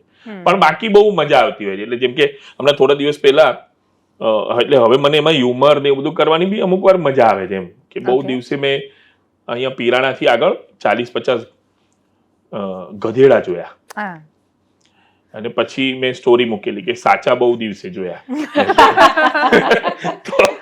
તો આવું બધું કરવાની એક ફન પણ છે. There is a lot of fun. અને ખાસ બધા ક્રિએટિવ માણસોને પ્લેટફોર્મ મળે. ગજબ.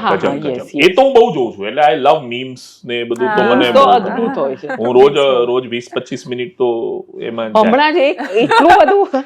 એટલે મેં આને કીધેલું ને, મેં કીધું એ તો તમારું તો આઇકોનિક થઈ ગયું છે. પેલો રાકેશભાઈ વાળું. તો સોરી આવી ત્યારે એ કે તમે આવ્યા તો ગમ્યું મને. સ્વીકારું છું તો બહુ ગજબ હતું. અને હમણાં મેં એક મૂક્યું, મને એ જેવું કોઈ કે મોકલ્યું તો પણ એટલું બધું રાતના એકલી શું કરે છે. મેં તો આ જુઓ, એમાં પેલું અક્ષય ખન્નાએ રોલ કર્યો છે ને આમાં છાવા પિક્ચરમાં, તો એનો ફોટો રાખીને કહે છે કે जिस तरह का माहौल चल रहा है मुझे डर है कहीं कोई अक्षय खन्ना को ना पीन दे. એટલે આ બધી creativity ગજબની છે. બહુ ગજબ ક્રિએટિવિટી છે એટલે એટલે એની બહુ મજા છે આની અંદર. એક બહુ જ આર્ટિસ્ટિક પ્લેટફોર્મ Yes, ના definitely. અને ઇવન પોલિટિકલી પણ ઇવન જર્નલિસ્ટિકલી પણ જોઈએ તો બાકી બધા તો બોલતા જ નહોતા, હા એટલે અહીંયા એટલીસ્ટ બધા Correct. બોલે બોલી છે, એનો રહ્યા કંઈક ડર છે. છે, Yes, માહોલ છે, એટલે એ રીતે definitely. બહુ સારું છે. હા, હા, Definitely. બિલકુલ, બિલકુલ. એનો ઉપયોગ કઈ રીતે થાય છે, એની મર્યાદા સમજાય છે કે નહીં, આખો નહીં, અલગ હા વિષય અને છે. કેટલો અને કેવો એ બે વસ્તુ તો દરેક ચીજમાં જરૂરી છે એકચ્યુઅલી તો. True, વાત સાચી. એટલે અને એક જે તમે આ ગુજરાતી ગુજરાતી પણ, ની હા. આપણે વાત કરતા હતા ને એમાં એક બહુ મને બહુ એ મારા માટે બી બહુ અંગત રીતે બહુ મને ટચ કરતો વિષય છે એ છે આપણે બધું વસ્તુ બોલીએ છીએ અને બહુ સરસ છીએ પણ આપણી ભાષા હમ. એ કોઈક પ્રકારનો એવો માહોલ અમુક વર્ષો પહેલા એ સર્જાયો. કેમ સર્જાયો એનું કારણ નથી ખબર, પણ એને લીધે બે ગુજરાતીઓ મળે તો હિન્દીમાં વાત કરવી અથવા તો એમ કેવું કે મને આ શબ્દ નથી આવડતો, આ એટલે શું, આવું બધું. અને એ શક્ય નથી કે આ શબ્દનો અર્થ ના ખબર હોય. તમે તમારા બા દાદા નાના નાની જોડે રહીને ઉછર્યા છો, ઘરે આ જ ભાષા બોલો છો, આ એટલે શું, એવું ના થઈ શકે, શક્ય જ નથી. એ ખોટી વસ્તુ તમે જે કરી રહ્યા. તો એ કેમ કરવાની ઈચ્છા થાય? મારા તો મતે એમ છે કે આ બહુ એક બુદ્ધિનું પ્રદર્શન જે આપણે વાપરીએ છીએ ને ફ્રેઝ એ છે. અને એક તો એનું કોઈ એવું કઈ સમીકરણ નથી કે તમે આવું કહેશો અથવા તો તમે ગુજરાતીમાં હિન્દીમાં વાત કરશો એ પણ ગંદા એક્સેન્ટ વાળી હિન્દીમાં, તો તમને કઈ અંગ્રેજી આવડી જવાનું. આવું તો કોઈ કઈ ચમત્કાર થયો જ નથી આજ સુધી. તો પછી આવું બુદ્ધિનું પ્રદર્શન કરવાની જરૂર છે જ. અને બધા એમ કે ભાષા, આપણે ભાષાને કઈ બચાવ, ભાષા તો અદ્ભુત છે. જે લોકો આ બધા લખીને ગયા, નરસિંહ મહેતા હોય કે ઝવેરચંદ મેઘાણી હોય કે સ્વામિયાનંદ હોય કે ઉમાશંકર જોશી હોય કે રાવી પાઠક હોય, એ તો બધા લખીને ગયા, એ તો અદ્ભુત જીવન જીવ્યા અને આપીને ગયા. તમે ગરીબ છો જો તમે આવી સ્ટુપિડ બુદ્ધિના પ્રદર્શનને કારણે આ વસ્તુ ગ્રહણ નથી કરી શકતા, ન તમારા છોકરાઓને આવનારી પેઢીને પાસ ઓન કરી શકો. તો એક જે વસ્તુમાં લેકિંગ છીએ આપણે પ્રજા તરીકે ગુજરાતીઓ, એ આ વસ્તુમાં આપણું બુદ્ધિનું પ્રદર્શન ભાષા ન આવડે એવું કહીને અથવા તો એવો દેખાડો કરીને કરી રહ્યા છે. એટલે દેખાડો અને ઇવન જજ કરીને અમે લોકો એક મીટિંગમાં હતા સીએ સાથે, એટલે સીએ ઓબ્વિયસલી આમ બધું જ અંગ્રેજીમાં બોલી રહ્યા હતા અને હું મારી ટેવ પ્રમાણે એમને ગુજરાતીમાં જવાબ આપી રહી હતી કે હા બરાબર છે, હું સમજી ગઈ. હું મેસેજ કરું તો પણ ઘણી વાર એટલે હવે પેલું ન્યૂઝના કારણે લખવાનું પણ, એટલે પેલું એબીસીડી વાળું ગુજરાતી નહીં, પ્રોપર ગુજરાતીમાં જ ટાઈપ કરતી હોઉં છું, ટેવ છે, એટલે એ રીતે જવાબ આપ્યા. તો એ છે ને એક કાગળ નોટિસ લઈને આવ્યા ને તો બહુ મહેનત કરીને 3 દિવસે આપી. તો કેમ આટલા દિવસ થયા? તો કે ગુજરાતી ટ્રાન્સલેટ કરાવી હતી તમારા માટે. મેં કહ્યું નહીં, મને આવડે છે અંગ્રેજી. Oh my God. હા, એટલે that is એમને એવું કે હું ગુજરાતીમાં જવાબ આપું છું એટલે એમને નહીં આવડતું હોય. એટલે એ કેટલું, અને જરૂર નથી. જો મેં એક નાટક કર્યું હતું, કયું નામ નહીં લઉં, પણ નાટક કર્યું હતું મુંબઈમાં. એની અંદર બધા જ ગુજરાતી હતા, બધા લગભગ 30 જણા હતા, તો બધા જ ગુજરાતી હતા. અને લાઇટ વાળો એક મરાઠી હતો. એ બધા ગુજરાતીઓ અંદર અંદર હિન્દીમાં અને અંગ્રેજીમાં વાત કરે, અને લાઇટ વાળો મરાઠી હતો, એ મરાઠી જ બોલે, અને એની જોડે બધા મરાઠીમાં વાત કરે. મુંબઈના હોવાને કારણે મરાઠી આવડતું હતું એમને, એટલે એની જોડે મરાઠીમાં વાત કરે, અંદર અંદર હિન્દીમાં વાત કરે. અને ત્યારે હું એક જ એવી વ્યક્તિ હતી કે હું બધા જ જવાબ, મારી જોડે હિન્દીમાં વાત કરે તો હું બધા જ જવાબ ગુજરાતીમાં આપતી, કે મને કોઈ કોમ્પ્લેક્સ નથી, મને કોઈ પેલું નથી, મને આ આવડે છે, આ આવડે, હિન્દી આવડે છે, બોલીશ હું જરૂર પડે ત્યારે. હા, એટલે મને તો બંગાળી પણ આવડે છે, હિન્દી પણ આવડે છે. વેલકમ જિંદગી અમે હિન્દીમાં જ કરીએ છીએ, હિન્દીમાં પણ કરીએ છીએ. જો ના, આ એક કોમ્પ્લેક્સ છે. એટલે વેટરની સાથે પણ જ્યારે કોઈ પણ રેસ્ટોરન્ટમાં વાત કરે છે કમ્પલસરી, એટલે ઇવન હવે તો મમ્મીઓને પણ એ ટેવ પડી ગઈ છે કે એ પહેલા મમ્મીઓ તો ગુજરાતી બોલતી હતી, હવે એ પણ અલગ પ્રકારનું હિન્દી બોલે છે. મમ્મીઓમાં તો વધારે. અને કંઈક સ્કૂલ, ખબર નહીં કેમ સ્કૂલમાં કે ગુજરાતીમાં સ્કૂલમાં વાત કરે તો પનિશમેન્ટ મળે છે. હા, બહુ વિચિત્ર. એકચ્યુઅલી તો આ વસ્તુનો તો કાયદો બનાવી દેવો જોઈએ. જો કોઈ આવું કર્યું તો આને 6 મહિનાની સજા થઈ જશે. એટલું બધું મને આ બધો ચીડ છે, ખરેખર એટલી ચીડ છે. વિધાનસભા લડત લો છો. પણ ખરેખર આ કીધું ને તને કે આ ચીડા છે.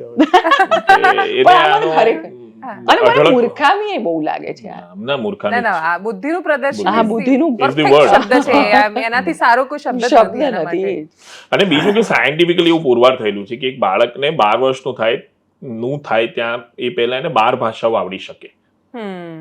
તો સ્કૂલ્સ પેરેન્ટ્સ જે પણ આ અફવા ફેલાવી રહ્યા છે કે તું ઘરે ગુજરાતીમાં ના બોલીશ કારણ કે નહીં તો તને અંગ્રેજી કે હિન્દી સારું નહીં આવડે, એ બહુ મોટો ગુનો કરી રહ્યા છે.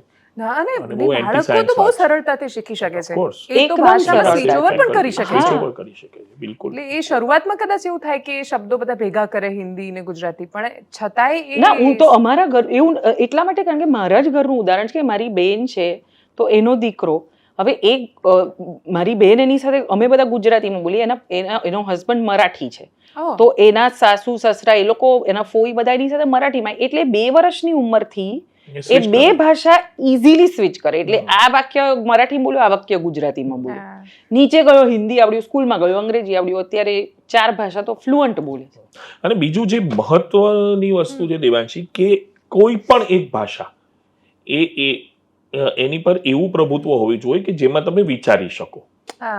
એટલે અને એ મોટે ભાગે તમારી માતૃભાષા જ હોય કે જેમાં તમે સુપેરે અને સળંગ એવું વિચારી શકો.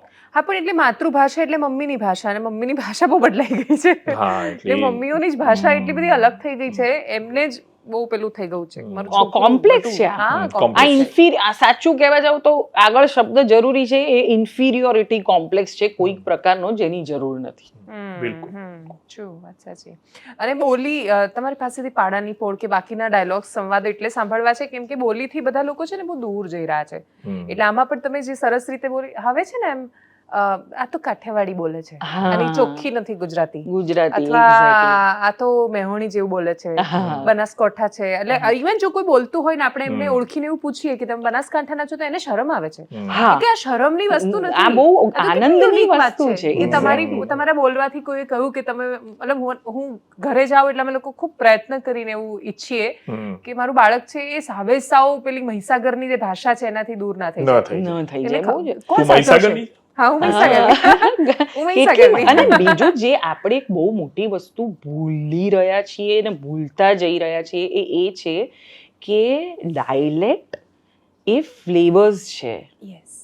જેમ આપણા ખાવાનામાં આપણને ફ્લેવર્સ જોઈએ છે અલગ અલગ, નહીતર કેટલું બધું બ્લેન્ડ ગંદુ બોરિંગ ખાવાનું થઈ જાય. તો આજે એક જ ભાષા બોલવી એના માટે કોઈ બીજાને એવું ફીલ કરાવડાવવું કે હા, તો એ તો તમારો પોતાનો કેટલો મોટો લોસ છે.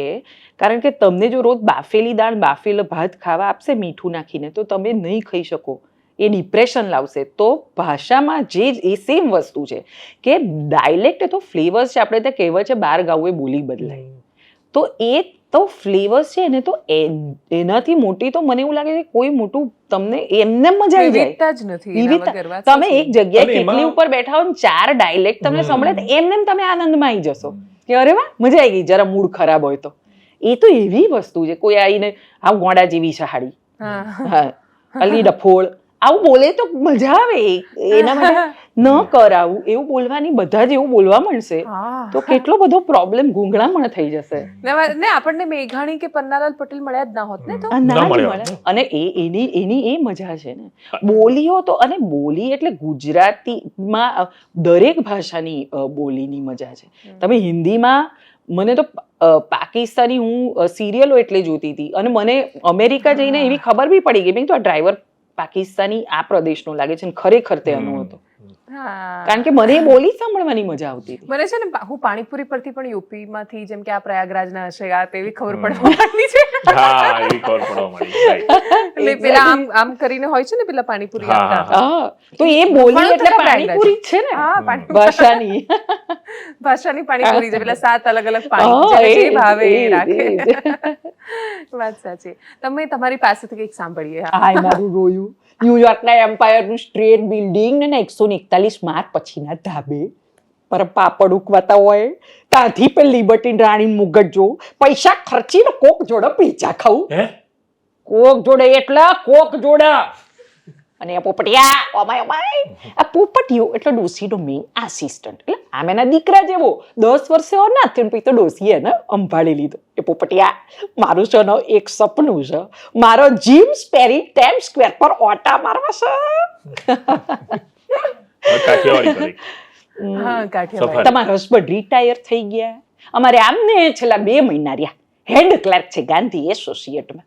ના એટલે એમનો સ્વભાવ કેવો કે પેલા તો ઓફિસેથી આવવાનો ને એટલે મારે શું એમનો લેંઘો તૈયાર કરીને રાખવાનો. તૈયાર એટલે ગોડી વાળી નહીં હો, આમ ખુલ્લો કરીને જમીન પર મૂકી દેવાનો. ઈ આવે ને એટલે અંદર ઊભા રહીને સીધો ચડાવી જ દે. અને બીજું નાટક વિશે હંમેશા એવું કહેવાય કે નાટક એ ભાષામાં હોય જ નહીં, નાટક બોલીમાં જ હોય. કારણ કે એમાં 7 પાત્રો હોય તો 7 જુદા છે, 7 જુદા પ્રદેશમાંથી આવે છે, 7 જુદા સન્નિવેશમાંથી આવે છે, 7ની ઇકોનોમિકલ પરિસ્થિતિ જુદી છે, 7 એક જ શહેરમાં રહેતા હોય તો પણ કોઈક નરોડાથી આવી રહ્યું છે, કોઈક સેટેલાઇટથી આવી રહ્યું છે. એટલે નાટક ક્યારેય ભાષામાં હોય નહીં, બોલીમાં જ. અને એનો અર્થ એ પણ નથી કે તમને જે તત્સમ ભાષા છે એ ન આવડવી જોઈએ. એક નહીં લખાયેલી કવિતાની એકોક્તિ છે, એકદમ આવી શુદ્ધ ગુજરાતીમાં છે. તો લખાયેલી કવિતાની એકોક્તિ, હા, એ પણ એક સોલો પરફોર્મન્સ છે. એ નાનું છે, 15 મિનિટનું, પણ એની અંદર એકદમ આવી પેલી શુદ્ધ ગુજરાતી છે. તો એક્ટર તરીકે તો એ પણ આવડવી જ જોઈએ. કોઈ પણ વસ્તુને કે આ પેલું જજ કરવું એ થોડું અતિશયોક્તિ છે કે આ છે એ બહુ જ સારું છે ને આ સ્ટાન્ડર્ડ છે, આદર્શ છે ને આ જ હોવું જોઈએ, અને બાકીના આજે બોલી રહ્યા છે.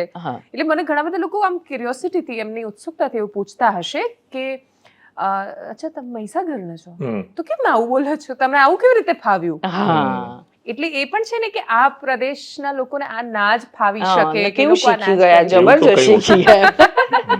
અને એમાં સૌથી મોટું નુકસાન આપણું પોતાનું છે, આ વસ્તુને જજ કરો. તો તમને આટલી બધી ચીડ થાય છે તો તમે ગુજરાતી ફિલ્મો કેવી રીતે જુઓ છો?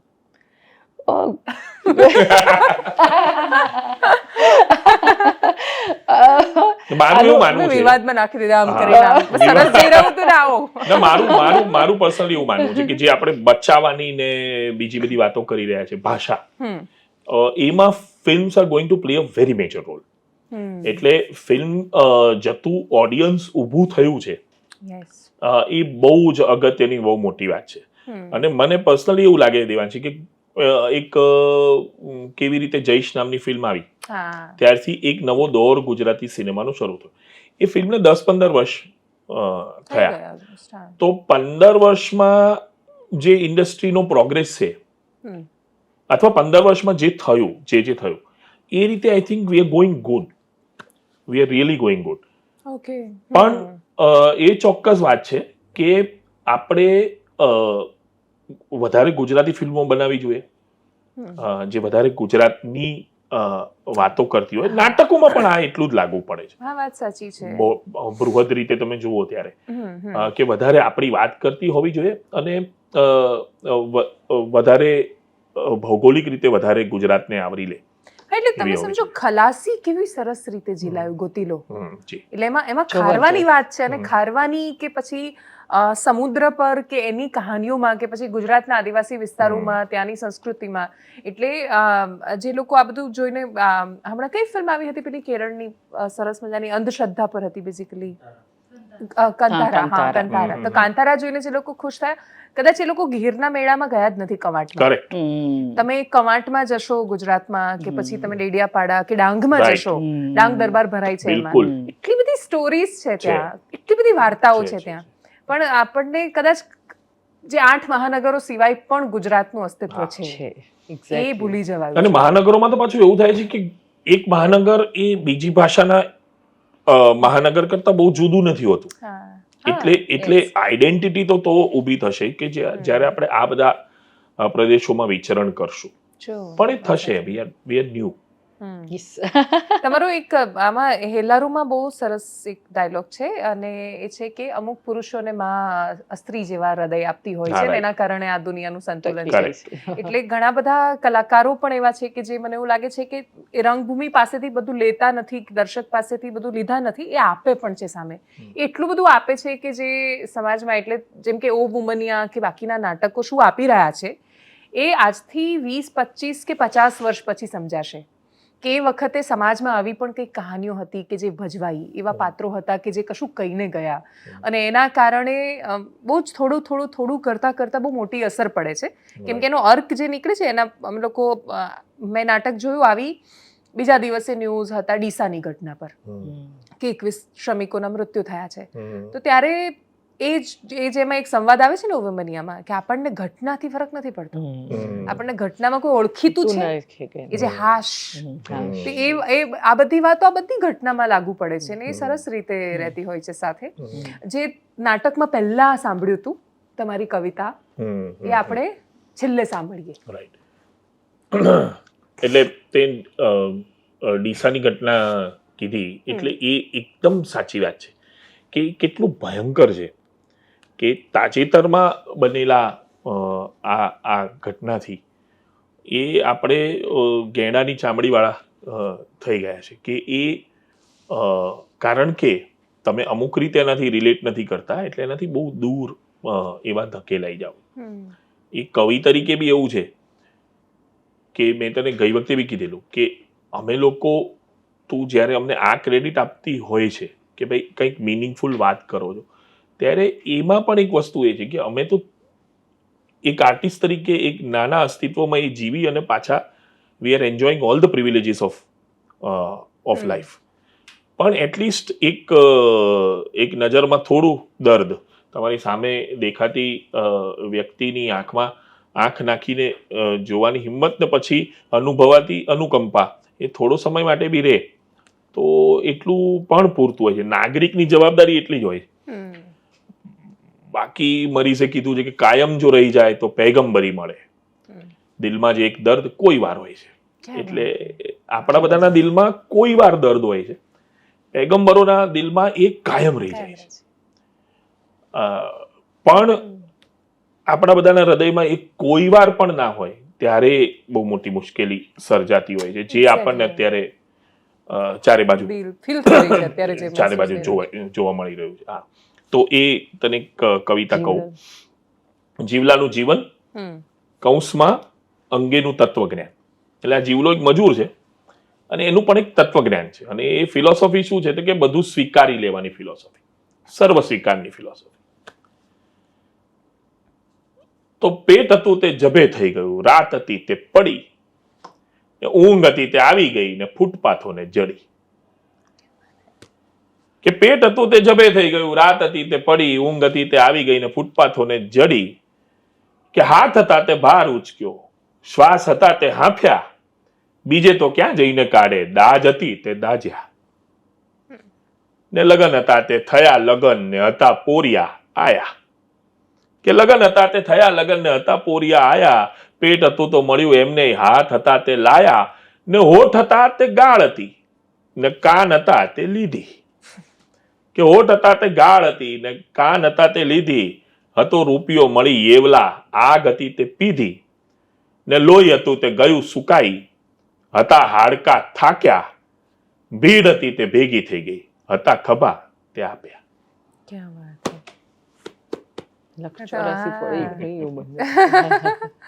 ના, તો જીવલાની ભગવદ ગીતા છે. સ્વીકાર ભાવ ક્યાં છે? બહુ સરસ છે, સરસ છે. અને તમારા ગમતા તમારો સૌથી વધારે ગમતો શેર કયો? મરીઝનો સૌથી વધારે ગમતો શેર આ મેં કીધો એ. અને બીજો છે કે બધો આધાર છે એના જતી વેળાના જોવા પર, મિલનમાંથી નથી મળતા મોહબ્બતના પુરાવાઓ. બહુ અદ્ભુત શેર છે. બધો આધાર છે એના જતી વેળાના જોવા પર. આમ તો મરીઝનું તો આખી મરીઝ હમણાં છે ને સમગ્ર મરીઝ લઈને આવી છે નવું પુસ્તક, તો એમાંથી એટલે મેં કહું કે આપણે જેમ પેલું કહીએ છીએ ને કે મનમાં પ્રશ્ન હોય તો ગીતાનું કોઈ પણ પાનું ખોલવાનું, મેં કહું અમારી કોઈ પણ શેર કાઢો, તમને એવું લાગશે તમારા માટે છે. એક્ઝેક્ટલી બિલકુલ એવું છે. ગજબ છે, બહુ ગજબ છે, બહુ એટલે બહુ ગજબ છે. મને તમારો પેલો શેર બહુ ગમે છે કે જો દૂર પેલી વસ્તીમાં ભૂખ્યા છે ભૂલકા, લાગે છે તને દૂરના ચશ્માએ છે ઈશ્વર. ગજબ શેર છે. અને બીજી કોઈ કવિતા સાંભળીશું હજી? લાલચ બુરી બલા, અચ્છી બલા હૈ. હા, નાનો શેર એક મુક્તક છે, એટલે એ પણ આ થીમમાં હમણાં એમાં છીએ તો જે નવું છે મુક્તક કે પેલું કહે છે ને કે ભાઈ ઘણા બધા એવી ફિલોસોફી કરતા હોય છે અથવા સફાઈ કરતા હોય છે કે બધાને ભગવાન એક મોકો તો આપે છે, બરાબર. અને એની પરનો આ શેર છે, કદાચ તે સાંભળ્યો હશે. એટલે ઘણી વાર પેલું ના હોય કે ગાડી, મેં ગઈ વખતે કીધેલું કે પેલું કિચેન વેચતા છોકરા હોય એની પર કે ઉજ્જવળ વગેરે હોય એ ભાવી નહીં મળે, મોકાની પરી એ સ્થળે આવી નહીં મળે. કે ઉજ્જવળ વગેરે હોય એ ભાવી નહીં મળે, મોકાની પરી એ સ્થળે આવી નહીં મળે. ફૂટપાથ પર કિચેન લઈ ઉભો જે છોકરો લાગે છે એને કોઈ દી ચાવી નહીં મળે. એટલે એના પાસે કિચેન છે પણ તમે કહો છો કે એને મોકો મળવાનો છે, કેવી રીતે મળવાનો એ મને નથી દેખાઈ રહ્યું.